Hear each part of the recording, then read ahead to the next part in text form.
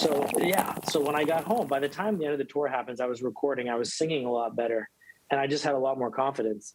So some of the times where in the past I might have like pushed it a little harder and screamed a little bit more, now because if you're going to sing something on the album that you can't sing live, I don't see the point to do it if you can't pull it off live.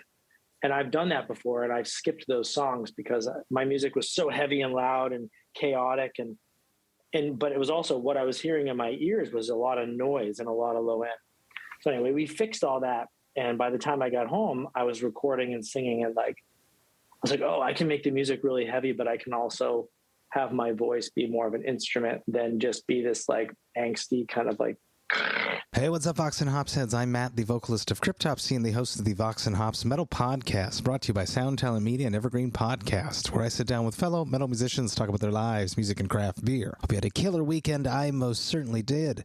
This Vox and Hops episode is presented by Heavy Montreal. Heavy Montreal are Montreal's premier metal promoter, and I'm very stoked to have teamed up with them to bring you Heavy Montreal Presents Vox and Hops Brutal Montreal 2022, which will be happening in my hometown, Montreal, on September 2nd at Corona Theater. This year's event features Deicide performing their classic album Legion in its entirety, alongside Cataclysm, who will be performing their classic album Serenity and Fire in its entirety, as well as with Inhuman Condition. And I am very stoked to announce that we have added the powerhouse Undeath to Brutal Montreal 2022. I can't be more stoked about this. Tickets for Brutal Montreal 2022 are flying.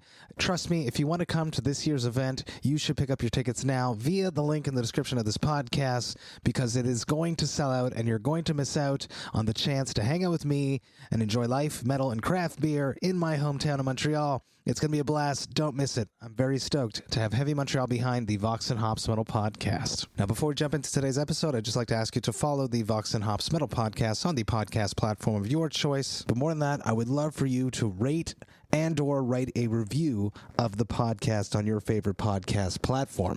Now, why do I want you to do that? Well, you have to imagine that when someone is looking for a new podcast to listen to, what do? They scroll down, they look at the ratings, they read those comments, and if those reviews are favorable and say that I am a great host, that all of my guests are amazing, that I ask excellent questions, well, they may just give that podcast a chance. So by you writing a review, you may actually be the person that helps sway someone's decision to become a brand new Vox and Hops head, and that would be something that I would truly appreciate. Now, today on the podcast, I'm joined by Tristan Shone of Author and Punisher. Get ready, everyone. This is Vox and Hops episode number 360. I warn you, what you are about to hear is very disturbing indeed. Hey, what's up, everyone? Today I'm with Tristan Shone of Author and Punisher. Tristan, I'm so stoked to be with you. I've been a fan since 2018. I stumbled across you, probably like a lot of people did, thanks to that Vice documentary. You'll probably know exactly the one I'm talking about. Let's just start with it very simple. How are you doing? I'm good, man. Just got back from work, kind of in between tours right now. So I'm just getting some other stuff done in my life. But, prepping for the next tour. A lot goes into that. We learned a lot from the first couple tours. So it's kind of like, now we're the second batch has come around in the summer. So how complicated is that, doing that? And obviously for Cryptopsy, it's extremely difficult just getting ready for a tour, but we have nothing compared to the amount of equipment and material and new things that you come up with on each album that you have to translate into a live performance versus a studio performance. So it must be much more daunting for you than just a 4-piece death metal band. Well, it used to be, although I was always pretty fearless about it. It used to be a lot more daunting. Now I've got this thing sort of, I'm not going to jinx myself and say it's a well-oiled machine, but I've kind of been going with the less is more as of late, because of it's so super expensive to take everything that I used to take. And so now I have a setup where I have the things that I really need, and I don't take as much other stuff. So when I fly to Europe, I've got 4 cases. I have a guitar player now. He has 1 case. And then I have tables over there that I purchased. And I have tables on the East Coast and I have tables in San Diego. So I have these sort of customized tables that bolt together that really hold the gear properly. and that's become the most important thing. But genius technique to do that, to cut Yeah. down, but to just like store stuff in different areas that you know you're going to hit in the future anyways. It's very smart. Flo from CryptHops, he's thinking about doing the same thing with drum sets, actually. Yeah, I think I know the Melvins used to do that, but it just got to the point where I was flying in and out of Hamburg and then Berlin, now Amsterdam. And it just got to the point where I was like, trying to find these tables every time was a real problem. When I did find them, I just purchased them. You know, I was like, I'm going to purchase them and store them. And I know exactly what to tell the festivals when I need these specific tables, you know, and that's the only thing I ask for. I don't even really use speakers on stage anymore because I prefer to push the PA really hard, and I get like a cleaner, heavier sound rather than kind of stacking guitar cabs on stage. Even though they look good, I end up sounding, I think, heavier without them. So very, very interesting. I think you're an artist, an engineer, so something different. You're probably the first that I've had on the podcast, honestly, out of 350, 60 episodes now. So it's cool. I'm excited. Shittiest question I'm going to ask you. We will go into much more fun territory after this one. How did you cope with the glorious years, plural, of 2020, 2021, and now hopefully not the rest of 2022? How have you been doing? Well, I mean, I will say that I'm lucky. I've had this stable job that allows me a lot of freedom. It's academic. I'm a staff engineer working on microscopes with a bunch of scientists. I've had this job since I got out of art school. And as I've gone since 2007, I've sort of like started touring more and more and more. So they've gotten used to it, and they allow it. You know, I don't get paid while I'm gone, but I get paid a decent amount when I'm touring now, more than I used to, you know. So anyway, it was the end of my album cycle. We cut 5 shows off of the Tool tour that I was on, which was a bummer, but I got lost the Igor tour, 42 shows that year. I missed my whole summer festival. Like, I never got to do a festival summer in Europe on the Beastland album. So that was kind of a bummer, but you know, in some ways I had toured 6 months the year before and I was ready. I was actually like, I don't think I realized how ready I was to just sort of step back. And so other than the fact that it was like pretty lonely, you know, it was just my wife and my dog and I, you know, for the whole year, I was able to really focus on the album. So that's what it was for me. I started writing about 2 months after I got back in May of 2020. And then I finished writing, you know, about a year later. I finished the album a year later. You were mad hype right up until, and obviously the hype has continued. So that is a sigh of relief on that. Leading up into the pandemic, you were in Australia, you mentioned, with Tool. You went and hung out with my bassist Ollie at the Cattle Decapitation show in New Zealand. It was New Zealand, right? It wasn't Australia. It was New Zealand. It was Auckland, and I brought the Tool guys with me. I know. I heard the story. It was fun. Ollie was so goddamn jealous. But well, I didn't know that they were going to want to go, and I think they just, on these tours like that, they didn't. You know, they're probably just sitting in their hotel rooms. Exactly. Yeah. And I just said, hey, there's this band I know from San Diego, and they're killer. I didn't realize how tiny the club was going to be. It was essentially like a basement, you know, which for Cattle is like, I've never seen them. It was just, that's what they had. I'm not trying to talk down. That band is killing it right now. But that particular show, I think it was 200 people packed in a small place. But those guys loved it. You know, they partied. Danny partied with Dave McGraw the whole night. That night, and they were just shooting the shit together. So damn cool, and good for you to bringing, you know, tour parties together. You had just done the U.S. with Cattle before that, and then here you are in New Zealand with them, bringing them together, bringing people. I love that. I love that so much. Vox and Hops is all about hanging out with my metal friends, doing exactly that, talking about life, metal, and craft beer. What beer are you going to share with me tonight virtually? What beer do you have on your side tonight? Well, we've got this is the Thorn Brewing Krüller, and this is the official Author and Punisher beer for the album. It's a black Kolsch, 5.0%. I worked with a guy there who, right from the beginning, we started talking, and I wanted to do a Kolsch, and I'll just let you get in there and see. It's got the artwork of Zlatko Mitev. He's my friend in San Diego who did the artwork all around it. And we wanted to do a regular Kolsch, because that's really the kind of beer I like. Is basically like Kolsch, lager, like Helles lager. There's like all that German stuff. I mean, don't get me wrong, I like a good IPA, but I really like that sort of slightly sweet, clean, like lager flavor. And when I had the Kolsch in Cologne, we had a day off, and my sound guy John and I went and had some Kolsch in Cologne. We didn't have a show there, or we did, and it was terrible. So we were like, fuck it. And it was so smooth. It was like silky smooth. Like the carbonation was like not really there.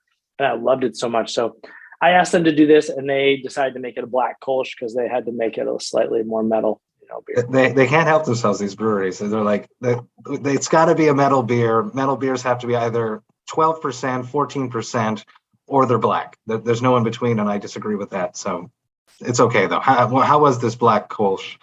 It was delicious. It's actually surprisingly light. It does have that sort of metallic hint to it. And I don't know if that's the way they make it black, is there's an additive they put in there. And but I kind of like it. It's almost like a little bit of a malty flavor that I remember micro beers back in like the late 90s. A lot of in New Hampshire, where I grew up, had that kind of they were all malty, and so it kind of reminded me of that. But I mean, I've drank 2 cases of it so far since March, so that's reasonable. Yeah, I show up to parties with my own beer, and so like it's the way I live, Tristan. I do not have one of my collabs tonight, but I do have something very cool from here in Montreal, from Jukebox. They've rebranded their classic. It's a classic microbrewery from here in Quebec, Montreal.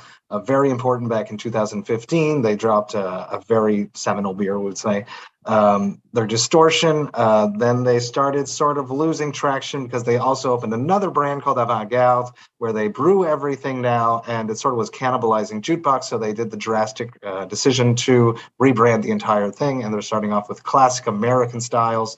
This is an American Pilsner. It's very simple, 5.5%. I'm going to crack this, and I would love to hear about your very first beer. Do you remember the very first beer that you ever drank? Well, my dad it actually makes wine. So in his retirement, they have a farm in New Hampshire, and he planted, it's like an old colonial house with some, a barn. And he always made maple syrup, and he'd always made a hard cider, but he's made beer in the past, and they were going to start a microbrewery. I think they were going to call it Peckerhead Ale. This was back in like the late 80s and 90s. It never happened. They probably should have done it, because it probably would have been. They should have done it. I think like there was like Harpoon and maybe Magic Hat back then, but there wasn't much. But anyway, before that, he was drinking. My dad was all about cheapest beer he could find for the most quantity. So it was probably like Golden Anniversary or something. I've never heard of that one. Yeah, look it up, Golden Anniversary or Schlitz. When they had a car in their barn, and the trunk, I remember opening it, was from the 70s, 60s, late 60s and 70s, when he got out of Vietnam and was traveling to New Hampshire, and it was full of Schlitz cans. It's still in the barn. If you open it up, it's full of Schlitz cans. That's amazing. What was your first beer? Was it the beer that your dad brewed? I think it was probably, it might have been. It might have been the beers he brewed, but his beers that he brewed weren't great.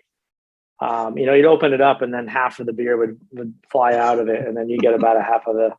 But like when we'd have camp, there'd be like, we'd go camping with the local friends in like 7th and 8th grade, and we would. The easiest beer to get was my dad's homebrew, because there was so much of it in the basement that hadn't been successful, but it still got you drunk, and so we would just always go and take that. But you didn't know if you were going to get a beer, a cider, or a root beer, because I made root beer. It got you drunk, and you don't really have hangovers when you're like 13 years old. So no, you shouldn't be getting hangovers at 13 years old. Any 13-year-old listening to this, don't get hangovers. Don't drink. Wait till let's go Bob Shone homebrew. Let's just say that was the first beer. Okay. At what point did you become more refined, or have you become more refined in your beer selection? Absolutely. I mean, I would say maybe, I think it was when I started going to, always craft beer. I was into San Diego has a huge IPA scene, obviously, with, Ballast Point and now Thorn Brewing and Stone, obviously. Mhm. But that stuff, this is like a broken record probably to your listeners and stuff. But as you get older, it starts to hit you a little harder. And from going to Europe, my first agent over there is based in Hamburg, and Neurosis connected me with this guy, and so he connected me with this St. Augustiner Helles Lager. Hell yes.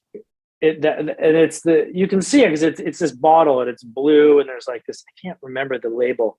You can get them in but it's the best. Mm-hmm. And once I had that and started drinking that on a nightly basis over there on tour, compared to the beers over here that I drink on tour, I'm like, the hangovers were like the cleanliness of the beer, and it kind of changed my mind. So I love that's that. it. Probably 2013 to 14, 15, something in that zone when I started going over to Europe more.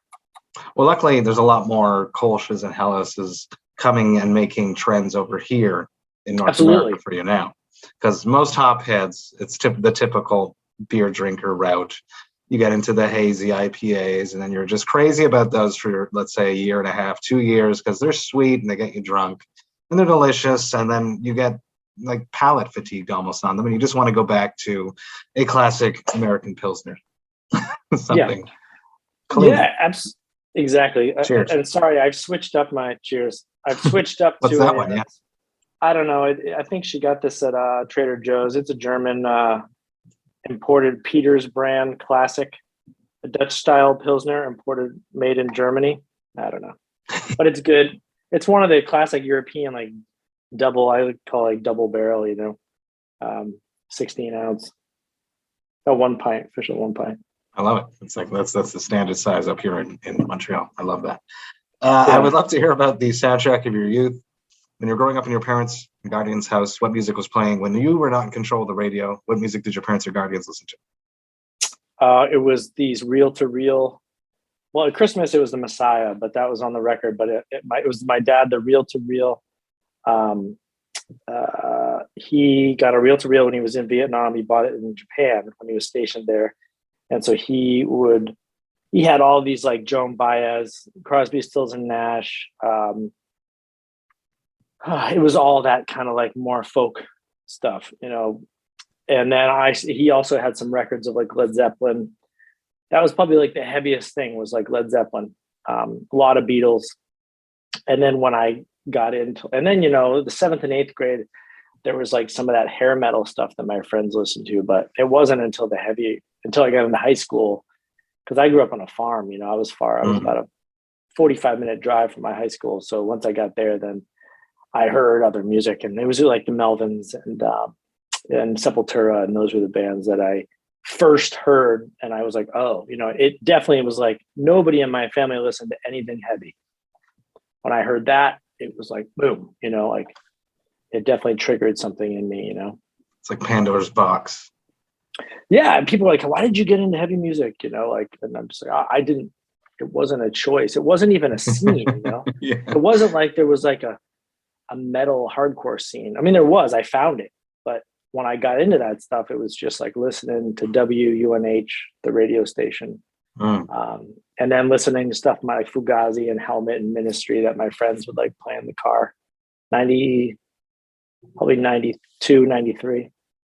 When you brought this music back into your home, back to the farm, what was your family's reaction to it? Oh, they didn't really particularly like it, but they've always been supportive. My dad and mom have come to a lot of my shows, and they let us practice like in the living room. And my friends, they've always been and still are very supportive. It's amazing. My parents are the same. I used to jam That's awesome. in my room, and my dad would sleep upstairs, and he would find it calming somehow. Yeah, which is cool. He still comes to the shows now. I love it. Yeah. That's awesome. I love it very much. That Cryptopsy show is a different show than I guess they're both heavy, but the death metal shows are definitely like it's a specific person who can consistently go to those shows. Yes, I position him in a safe place. That's priority number one. I highly dislike playing home shows. I don't know about you. I do not like playing home shows or hometown shows. I find them more stressful because there's more pieces to the puzzle than a standard tour show, let's say, because you got to take care of the family, put them in that safe spot. 'Cause I'm so worried that they're going to, as an example, I played a show in Paris, a coworker, I'm an early childhood educator. I don't say a lot on the podcast, but I am, came out to the show in Paris and she wanted to stand right in front of me. And I was like, you can't stand here. You have to go over there behind that pole. Please just go over there behind the pole. And luckily she did, because the place just went like, and it was like instant tsunami of bodies flying everywhere. So I don't know, how do you feel about hometown shows or shows where you know people are there? Is it more stressful? Is that a stress for you? Yeah. I mean, now the hometown is, it used to be Boston and New Hampshire, but now it's San Diego since 2004. But they're both kind of hometown shows, and the San Diego ones for sure. The guest list starts popping off with work people are writing to you and saying like, "Hey, can we go out? Will you have time to have dinner before your show?" Or like, we got reservation. We'd love to have you along. The reservation's at 8. You know, the show doors are at 8. You know, and you're like, "No, I'm not even going to see you." I don't want to sell shirts tonight. There's no reason why I'm here. But it ended up that this last one at the Casbah in San Diego was great, but it was kind of like at some point I just had to disappear in the green room because there were so many faces that were that I wanted to see, people that I love. And it takes like a mental moment to prepare for a show, and not everyone understands that. Oh. It takes a mental moment. Luckily, it was the last show of the tour, and we had our set down, and I wasn't stressed about gear, and and I had some friends helping me out, but it was like, I'm glad nothing went wrong, because I wouldn't have been in the headspace for it. I was too much in like trying to take care of everyone. On that note, I'd love to hear about your very first show, the show that you went to go see. Do you remember the first live musical experience that you saw? Well, the ones with I would say there's two parts of that. There's the ones I went to with my parents, which were a lot of like folk bluegrass. And we had a music festival at our house in the backyard, we had like 25 acre, like, you know, fruit trees. And I mean, this was often like, you know, the country, you know? And so we would have all the local people come and play. So amazing. I would do some songs. I would play with my dad. And then him and his kind of friends, but like, you know, and then like I think it was Richie Havens, maybe might have been one of the first ones, or Crosby, Stills and Nash. But the music that I ended up liking, the first concert was, I think the first one I remember is Sam Blackchurch with Fugazi and Shudder to Think. Which was probably like 90, maybe 95. And that was like in Fitchburg, Massachusetts. And that's a killer show. Sam Blackchurch is like a legendary band from there on there. Do you remember that moment standing in that room, looking around at the people around you, being like, first off, like, who are these people? And like, these people are my people? Is that a memory that you had? I don't know. I don't know that I was probably a little bit more apprehensive than that, to be honest. I think it was such a big show. It wasn't a small show. If I had done like, there is a local hardcore scene that was in the town over from me that I started to go to pretty shortly after that. And that was much more like, oh, these were all high school kids who were into the same stuff. But that show in particular, we were like people that had been in that scene for a while. So they were much more intimidating. I was a little bit intimidated being like 13 years old going to that show. Big, you know, guy was crawling up on the rafters and like, I wasn't ready for it. Little did you know what would be coming up in the years to come. You won't see me in the pit very often. I'm usually in the back. I'm a pretty mellow. I say that as well, and I've said it many times on the podcast, but I did find myself jumping into the crowd during Exciter's set at Manitoba Metal Fest a few weeks back, and sick. Cheers to the guy that found my hat. I only have one hat now, and it's this one. You mentioned playing songs with your father. Talk to me about that. Talk to me about learning music with him and then performing it, and the vibe you had, and were you prepared? Were you nervous? Are you a nervous person to perform? Is also part of that question. I'm not super nervous when I have it down. He and I basically, this was just like a little kind of, we would play in the living room, and I'm more of a piano player. He's more of a guitar player, but I can play guitar.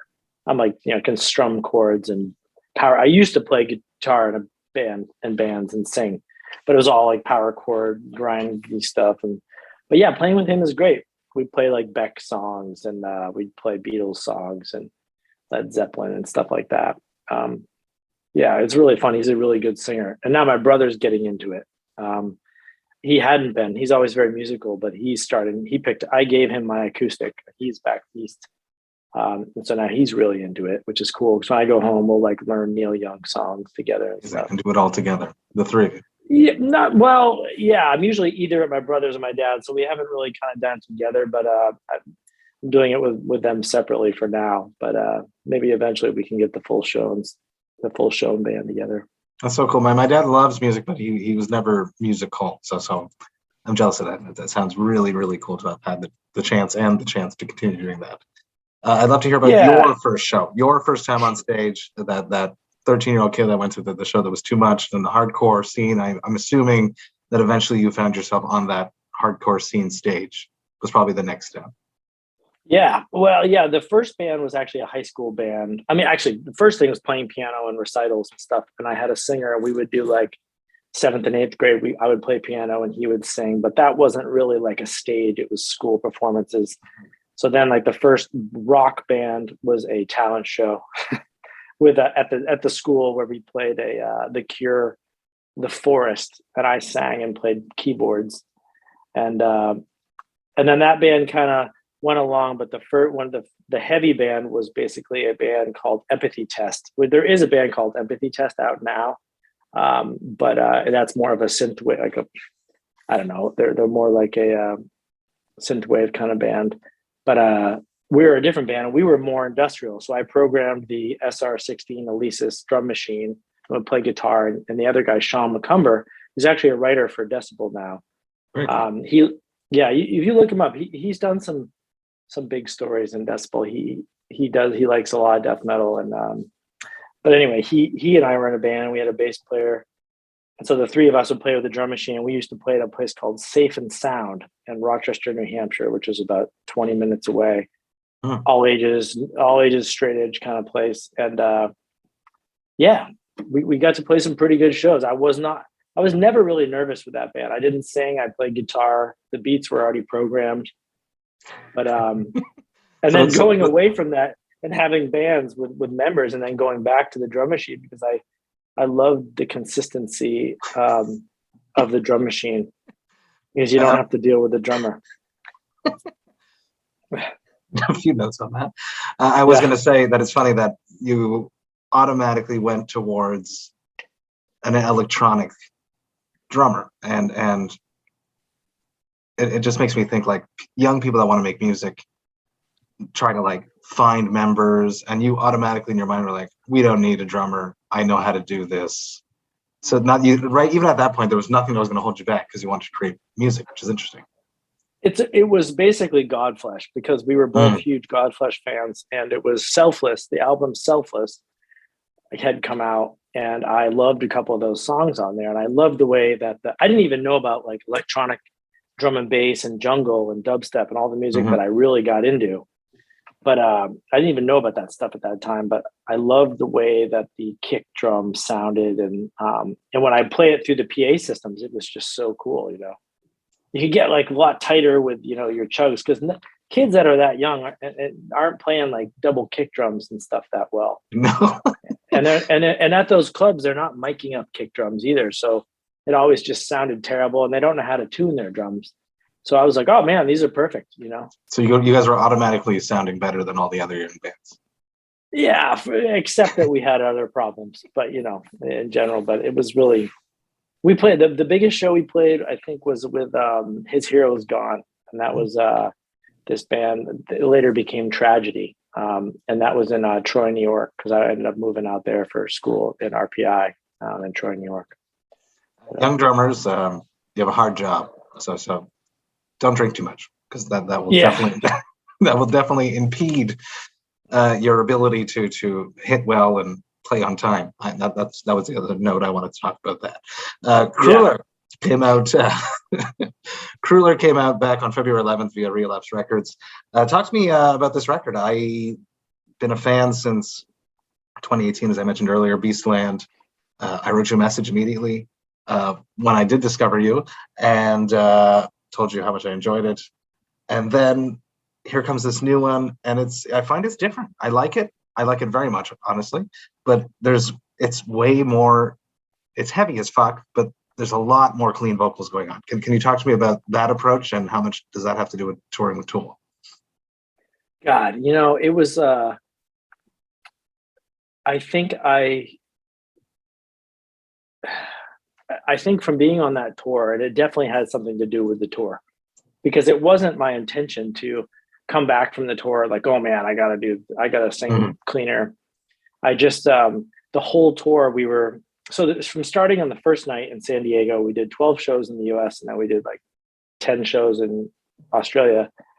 Starting at the first night, I had a sound guy and a monitor engineer and a stage tech and a lighting person. So I had more people than I'd ever had, and my wife did the tour managing. So I had some people helping me. So we had everything sounding pretty good, but I was recording every set, and there were some moments where I was just like, man, the vocals, they don't sit very well. And there were some moments on the singing parts where either I couldn't tell because it was so loud in there, and the bass trapping everything. And even with the, what do you call it?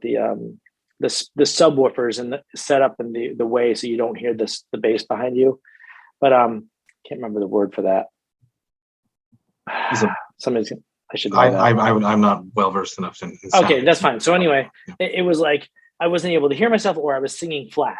And so their monitor engineers were, after a couple shows, we kind of got to know them better. And they let me listen to Maynard's mix through my ears. And so I would come down and they'd plug me in. So I didn't do it that often, but I wanted to hear what he was hearing. Wow. So like, I've basically just imagining doing that. Lucky man. Yeah.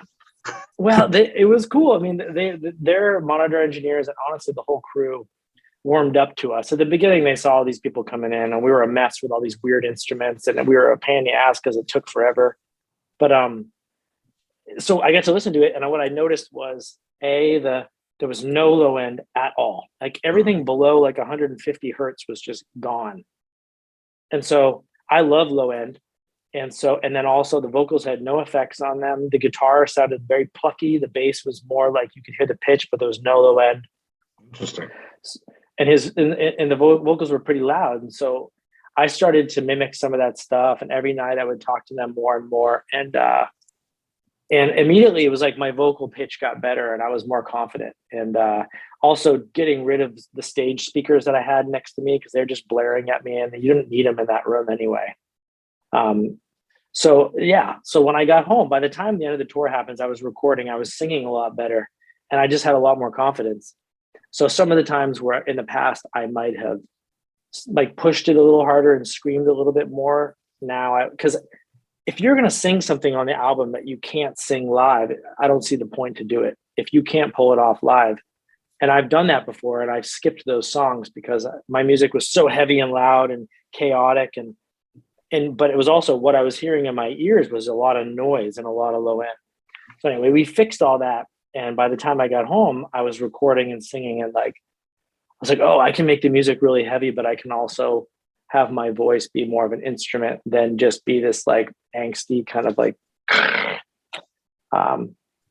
so anyway, it was kind of a natural progression. And also I retooled, I bought a lot of new gear for that tour, a new sound card. So I was able to split my sound out, and now I have this kind of like bigger, I feel like a heavier low end sound. So that's very, it. Very interesting. And I think it is a good thing. It adds more colors to the palette of what I can still scream. I still do it from 100%. time to time, but it's actually, I enjoy playing these songs live a lot more because I just have more confidence with the way that I know it sounds the way it should sound. And it's more colors to the whole band in general. And for a live experience, you're definitely going to still play those older tracks that have the harsh stuff. So it creates like a more ambiance for a live music performance as well. Yeah, even for the older stuff, I'm more confident. Those tracks sound better. I also bought this Universal Audio card, which has these preamps, and I'm able to do some processing. And I redesigned my microphone to have better. I used to have these 8 electret condenser, like little microphone capsules that I purchased like on Mauser and put in there, and they sound okay, but I compared it to like a nice microphone that I bought for recording the album, and it was no comparison. So I had to basically trash that or get rid of the microphone and make a new one that had much higher quality capsules. You have like a whole extra level of complications than a normal musician, and I love that because there's like what you can actually physically do, and then there's the actual sound of it, and it's not like you're just going to go to the store and pick out a new guitar. You have to make it, but that comes in with being a mechanical engineer. It's also another passion of yours. Yeah, and it's a little frustrating sometimes because a lot of festivals and places aren't, I don't know, they think you're so complicated that they don't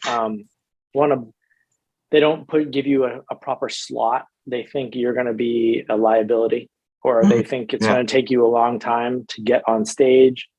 And so I've gotten to the point now where I can set up faster than any band. Like you cannot set up faster than me. And if they give me a bad slot, I'm very vocal about it. And I just want to make sure that it's like, hey man, I've worked very hard to make this like to work smoothly. I totally agree, because in that first message that I wrote you in 2018, I said, I'd love to tour with you, but I won't help you load in. Yes. No, and it's not bad now. I mean, dude, it's almost like people get annoyed because they see that I don't have enough gear. They were like, where's the big disc, or where's this? And I'm like, just listen when I'm up there, just listen to the music. Okay. That's another issue too that you had to deal with, is that the people are expecting to see the spectacle on stage. And we did that for the first 10 shows of Tool. I had all of my gear. I actually like made a custom racking setup so that I could have like everything, because those guys invited me. I wanted to make sure that it was like, boom, hey, I put all of everything I could into this. But when we went to Australia, I didn't have the same financial like deal with them. So I had to pay some of that. And I was like, you know what, we're going to go to my normal touring setup, which is smaller. And dude, it was way better. For me personally, it was like less to think about, less things went wrong. I performed better. So I if I get another big tour like that, I'm not going to go big. I'd rather spend money in like I don't know. I have the stuff that I need to play to make it happen. I have 2 keyboards, a slider, which I call mini rack, which is like a pitch controller. My microphone, which used to have 8, now it has 3 mics. And then I have the rails, which I play the drums with. And then I have my rack, which is probably the most complicated thing I have, which is all the, the effects and the sound card. 4 cases, that's it. Flo is a difficult drum setup.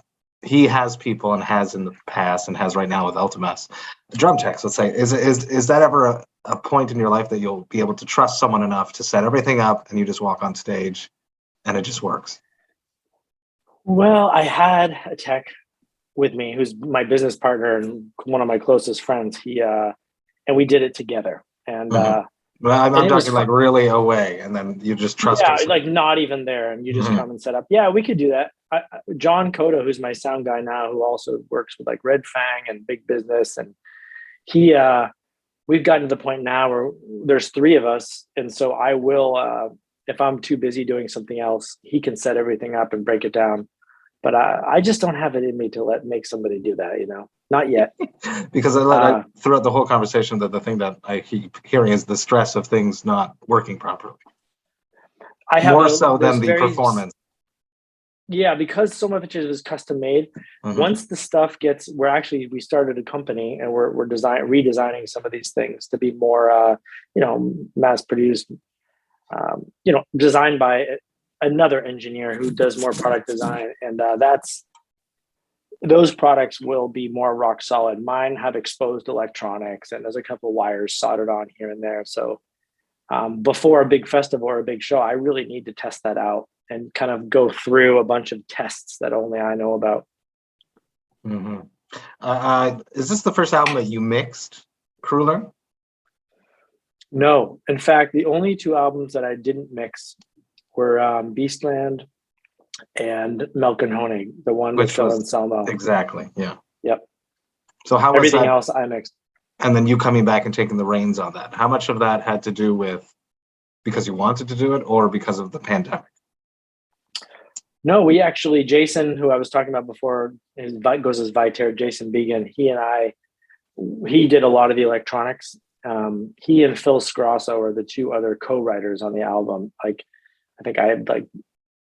wrote the songs, but those guys came in and he wrote guitar, and then Jason wrote some synth parts and sounds and stuff.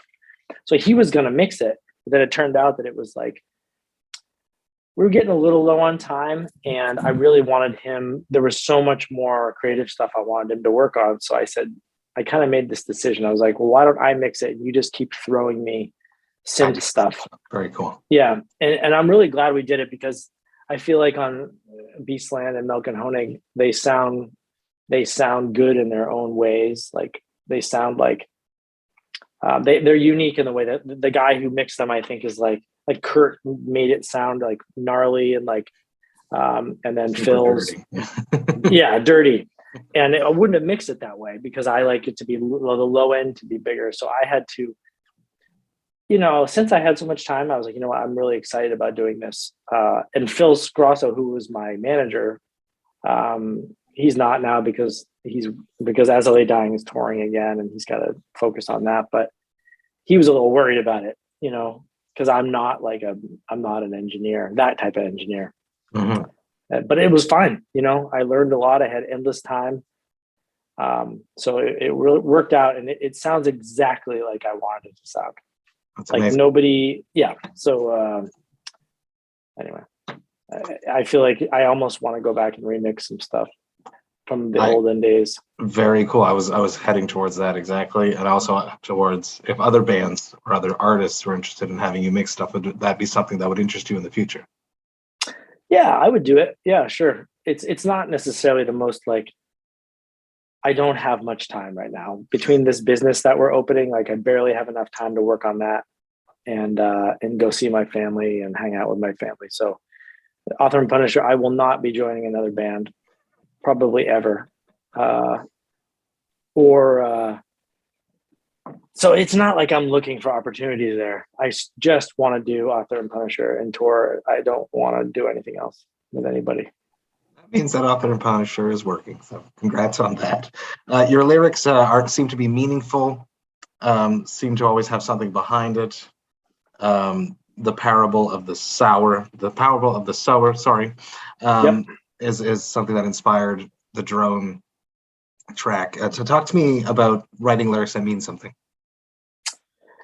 Yeah, I mean, they don't always mean something. In fact, Terror Bird is the most popular song I've ever had, listen wise, and I don't say anything in that song. It's just there's just no lyrics. Yeah, it's just sound effects. Got it. And a lot of songs I've had like that, the song Flesh Ants, and just using your voice as an instrument. But yeah, just with the pandemic and fascism and political issues and climate change, and I don't know, I'm not necessarily a preachy person, but I definitely feel like those are the types of books that I like to read, or comments on current events in sort of in sci-fi or fantasy or sort of dystopic environments. I just can't get enough of that stuff. So yeah, I like to kind of apply Parable of the Sower or N.K. Jemisin Broken Earth trilogy. I like to kind of think about that as our future, or compare it to where we are now. And that summer with these trucks driving around with Trump flags and basically everything except a machine gun turret on the back of the truck. Yeah, that's that's this, album, like survivalist kind of a societal breakdown. I just feel like that was a moment where we were like thinking about that stuff. Mm. So, It's important to showcase, and for yourself as well, as a cathartic release, for you to process what the hell was going on at the same time too. absolutely, yeah. I mean, that's what we were doing. We were going to protests. My wife does that for a living. She's a climate activist, like does videos, and so she kind of keeps me very tuned and always checks me whenever I think things are going well. She always makes sure I know that they aren't. Yeah. So. On that wonderful, uplifting topic, we will dance into your dub machine. So talk to me about you mentioned a few times, but I want to talk about the whole thing right here. Making these machines, these MIDI machines, MIDI controllers, heavy metal MIDI controllers for home use, for other people to use. Is that ever something that you ever thought you would do when you were just tinkering around creating them for yourself back in the day? Yeah, I've always thought about it. I actually made these big knobs. I made some to sell, but they were like way not ready for showtime when I tried to sell them back in like 2010. But I had thought for a moment, not realizing how I was not ready to do that. But also, like, did I want to do that? Because if you make one piece of art for yourself to use, that's cool. But if you make it for other people, all of a sudden somebody's going to complain to you that it's not working properly, or I'm going to be bothered all the time, emails about stuff not working. So it was really just, I didn't want to deal with the hassle. No. I know people that have companies, and it's not a lucrative business. First of all, like, making musical instruments is not a way to get rich. I think the best case scenario for us is like not that great, but it's fun. And I feel like our stuff is going to be super high end. They're going to be really expensive because we're not cutting a lot of corners in materials, we're making stuff that is, there is plastic parts because you have to have plastic, but for the most part, the things that you touch will be made out of stone and wood and steel, ball bearings and chains, and very heavy, Pelican cases, and die cut foam, and just like, also I'm really into like touring and making sure that gear is like rugged, and airplanes, rack mountable, thinking about patch bays, like, so like this stuff is not, I mean, it will be for people that are studio people, but for the most part, like, I'm really thinking about like making things that will never break for you on tour, and they're open source, so you can swap out parts. People can share code when they program the devices. But yeah, it's called Drone Machines, which is named after my 2010 album. So you can, it's taken a little longer to get it going than I was hoping. What are the main complications in launching something like this? That we all have other jobs. It's not really there is a supply chain issue with electronics. Like the main teensy microcontroller that we're using is like the computer and the brains. Basically, the one we chose is already like, you can't find them anywhere. We bought 20 of them for our prototypes, but like now there's a chance we're going to have to like completely redesign the electronics, because chips are just like, you can't buy anything like you could before. So yeah, and it's just time. It's like, I have another engineer, and then Jason, who's the synth guy. So I'm sort of like generally coming up with these like ideas together with those guys, and then Adam takes the general CAD that I made and makes it into a product. So like, we have the key that slides, but he's made it so it's like has a little axis in the other direction, and it's touch sensitive and has aftertouch. And then like, he'll send me the key and I test it and I send it back, and then it's just between the three of us, like, we're all doing this like at night and extra hours because we have other jobs. So anyway, we've almost got all three of the devices are completely designed. We just need to get them like all tested before we actually drop the money and have the final production run. Realistically, you must have an answer for this. When do you think people can actually start purchasing these? God, it's realistically, I would say like next spring, which there's a synth kind of like almost like NAMM that happens in Berlin called Super Booth. Yeah. And it's like that's a lot of modular synth and you know, techno city. So that's kind of like our goal is present at that thing. Awesome. Shout out to Andrew Wong, the YouTuber, for making me know exactly what you're talking about. Oh, sick. Because I watch his content. Oh, awesome. Yeah. I've been doing a new segment since for the past month or so about mental health. I'd like to know about how you cope with when you're not feeling well. What steps do you take to make yourself get out of the darkness? We'll start with that question. I mean, yeah, I would say playing music for sure has been something that like I don't when I can go to the studio and kind of blow off some steam and play loud music. There's also a community down there of people, a few people that pretty much will show up if you write to them, you know, that like, hey, I'm just going to be testing out this microphone, and they'll come down. Basically, we just drink like some beers and hang out. But yeah, and just exercising, and I got into a lot of hiking and surfing throughout the pandemic, and that helps a lot. Amazing. San Diego life. Yeah, the San Diego life for sure. Trying to keep my friends around, you know, my friends are really great. You know, my wife and I like constantly are discussing these things. So when you feel like your friends are down in the dumps, what do you do? What when you feel like your friend needs something, what is your technique to make them feel better? Well, I just try to keep in contact with them, you know, like I've had some friends lately that have definitely been down the dumps and had relationship problems and had through the pandemic, especially. And we just keeping constant contact and like work, you know, sort of do projects together. And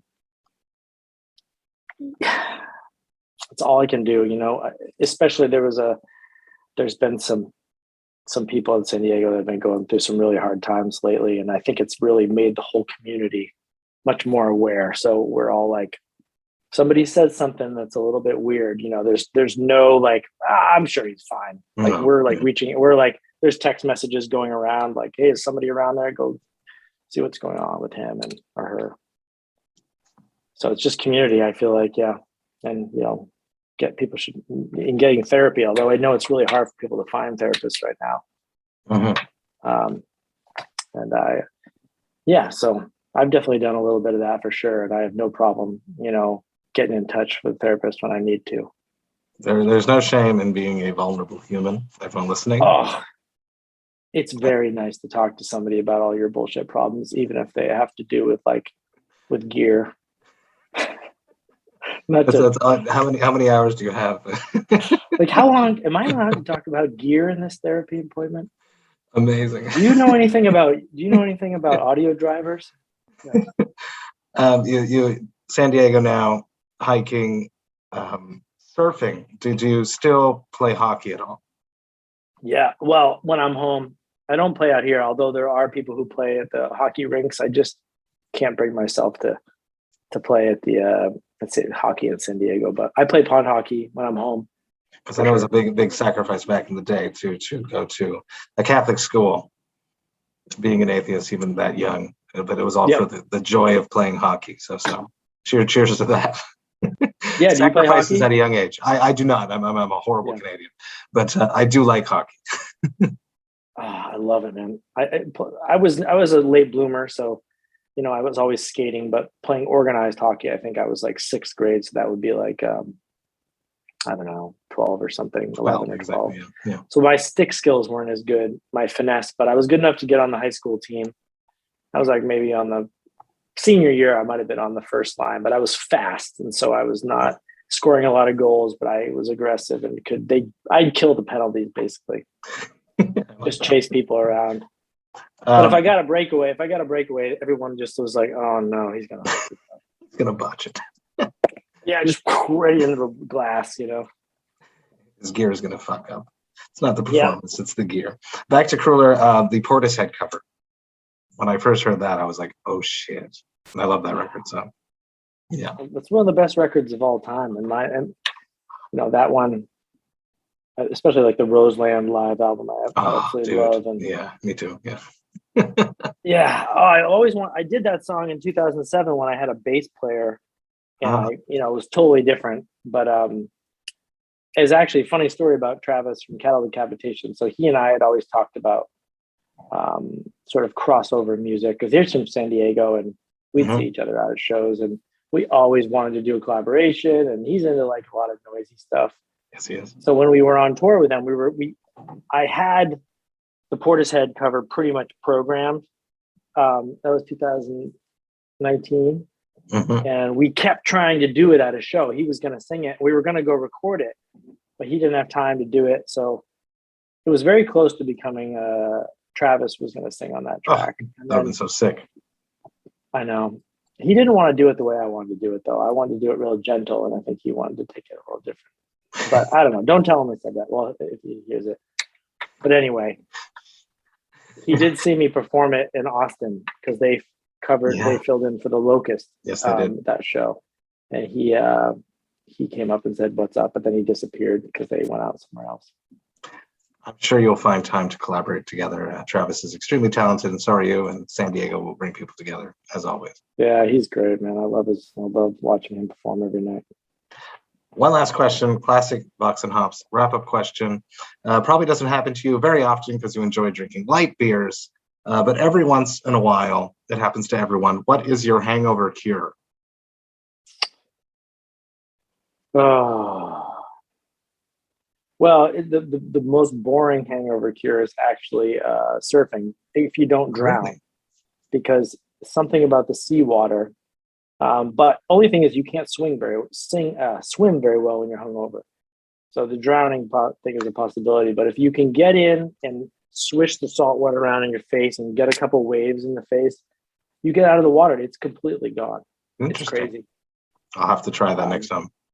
The other option is just pound a beer. When I'm in Europe and we got a bunch of beer always in the van, and when you wake up and you know it's going to be one of those drives, you just have to like extend the drinking a little bit.